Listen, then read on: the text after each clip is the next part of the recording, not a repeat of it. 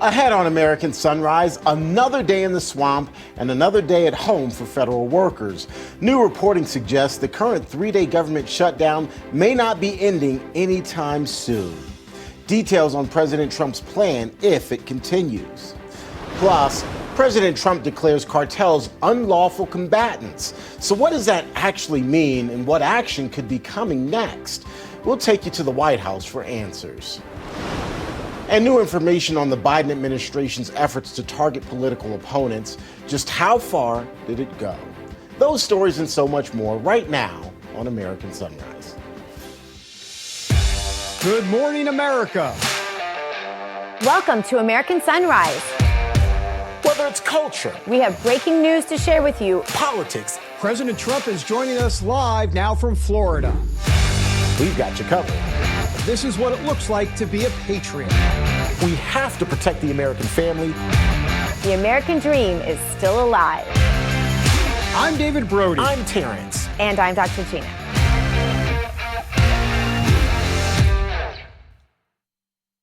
Good morning, I'm Dr. G. We are live with you from the Palm Beaches. Let's bring in David Brody. He's in Washington, D.C., and Terrence Bates is in our Denver newsroom. Good morning, guys. Happy Dr. Friday. Gina and David, good morning. Woo! Happy Friday. It's Friday. It's Freedom Friday. I'm with you on that Friday. We've got a really cool Puppy Friday thing for everybody today, too. So very excited about all of it. Nice. Looking forward to that.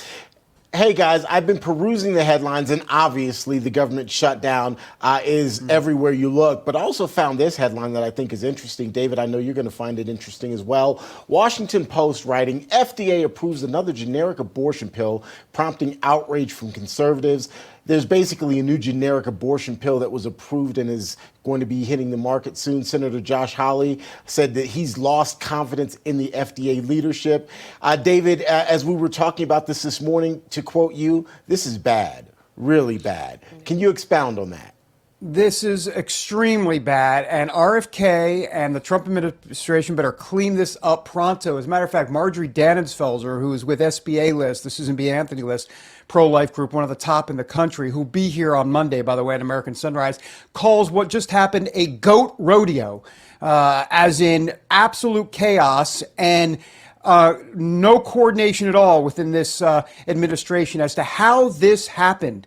Mifepristone, which of course, Gina, you can talk about this all day long, but the generic drug now allowed here. But the problem is that RFK had just said recently that the abortion drug was going to be under review. So how in the world, if abortion drugs are going to be under review, how in the world is the FDA releasing or approving, a generic abortion drug? It makes absolutely no sense. Goat rodeo is perfect, Dr. G.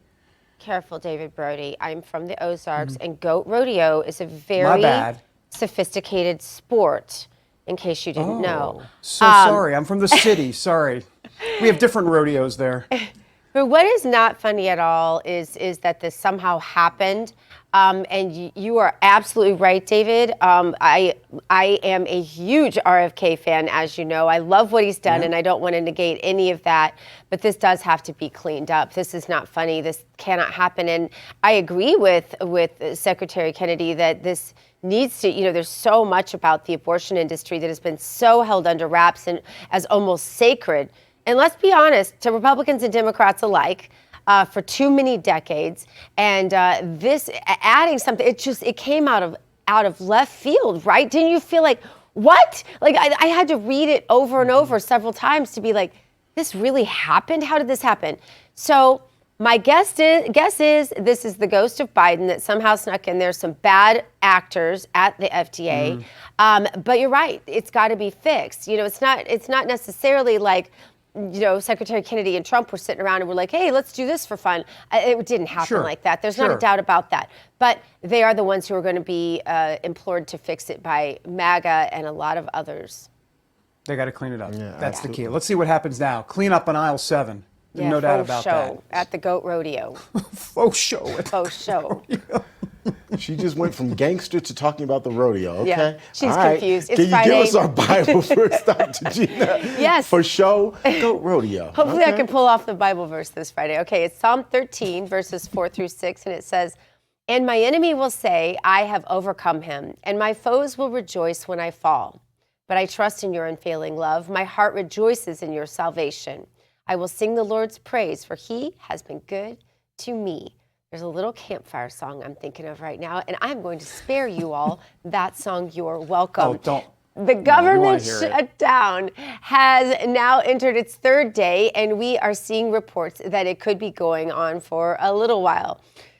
Shocker. The Hill is reporting that lawmakers are expecting the shutdown to drag on for at least a week. Senate Majority Leader John Thune says weekend votes on the shutdown aren't likely. Connecticut Senator Richard Blumenthal is calling on the House to create a new funding measure, but that's not looking likely either. So for more, let's bring in the guy who knows everything. No pressure here, Brian. Rap Chief White House Correspondent Brian Glenn. Brian, happy Friday to you. How long will we be starting the show with the shutdown? And why can't they just pass a doggone balanced budget, for crying out loud? That just seems... Preach. It's interesting because people can't understand why the Democrats voted for this thing 13 times, and all of a sudden they're a no-go on this, and they want to bring back these extended benefits to these illegals. Now, it seems to be just another posturing of it's just Trump's, let's just stop Trump at any cause, and even when it comes to funding the government.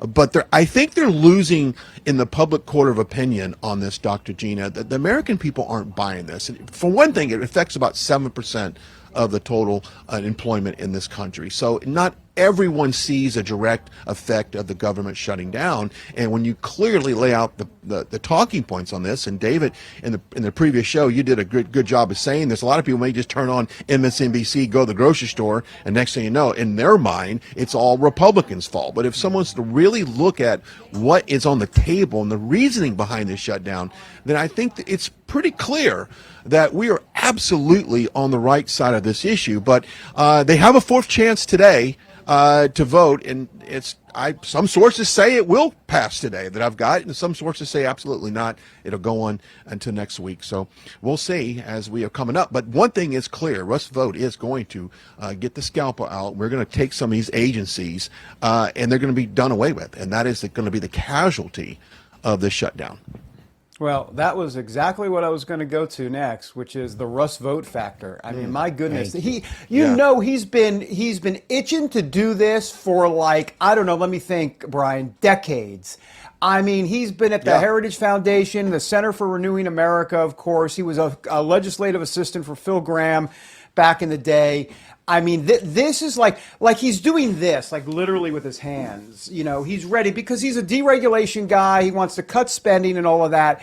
And this morning, President Trump was reposting something called The Reaper is Coming. And you saw Russ Vought with a cloak, like in Harry Potter.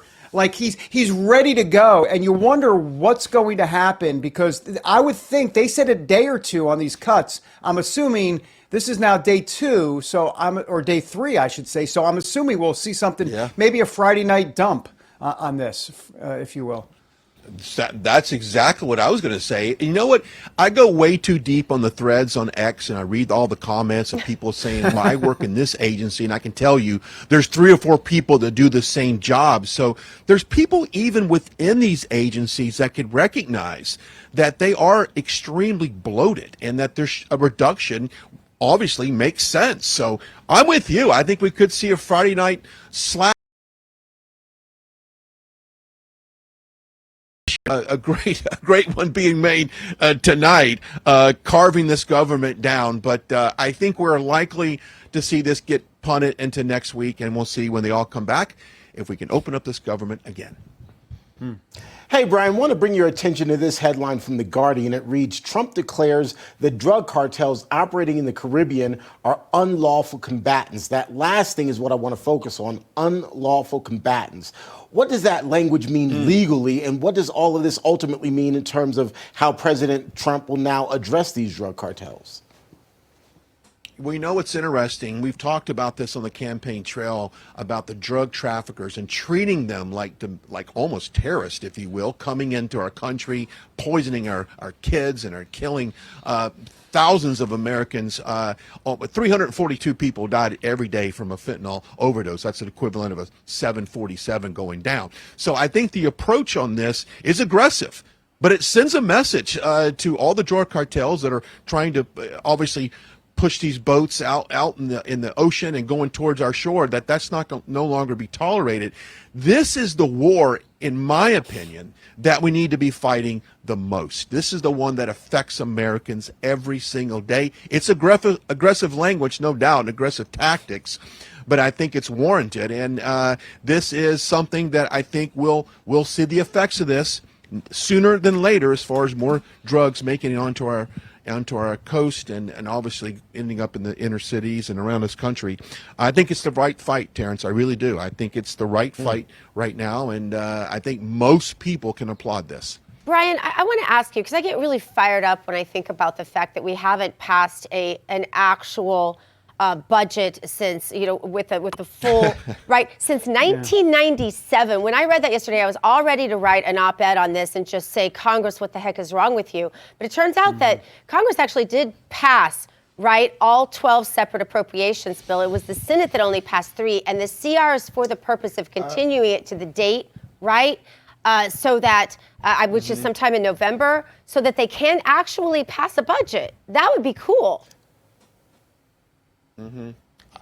I agree. I think the story that we're not covering is the reason why we have another CR. Yeah. I mean, Right. Why does this keep happening? This is the same Biden Pelosi budget that we've seen. Why hasn't this been completely eliminated? And no, you're absolutely right. We're just, and you know what? Let's just be honest. They say, oh, it's going to be till November 21st. It's a short term. And then no, it's not.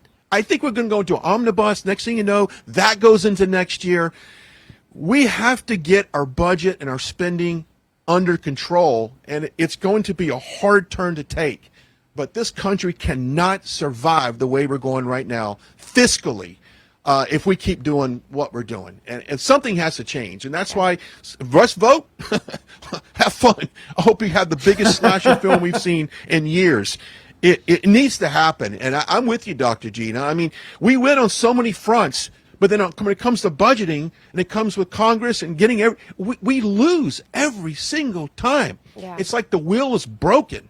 Yeah. I don't know, look, I just wish people in elected positions had enough passion about saving this country as we all have on this show and our viewers have. But unfortunately, the people that actually can do stuff, I don't think they care as much as we do about it. And that's the depressing part of all of this. Yeah, 1997. Let's bring it back. Brian Glenn, you're right. That's the untold story. 97. Talking about it. Yeah, 97. Party like it's 1997. Brian Glenn, thank you for being with us. Thank you, guys. Brian. Appreciate it. All right. Coming up, we check out the hottest headlines from the RAV newsroom with T-Base. Also later, Democrats are fuming at the Trump administration designating Antifa as a domestic terror organization. But do they have any other ideas? We're going to tell you all about that coming up next, this Freedom Friday on American Sunrise.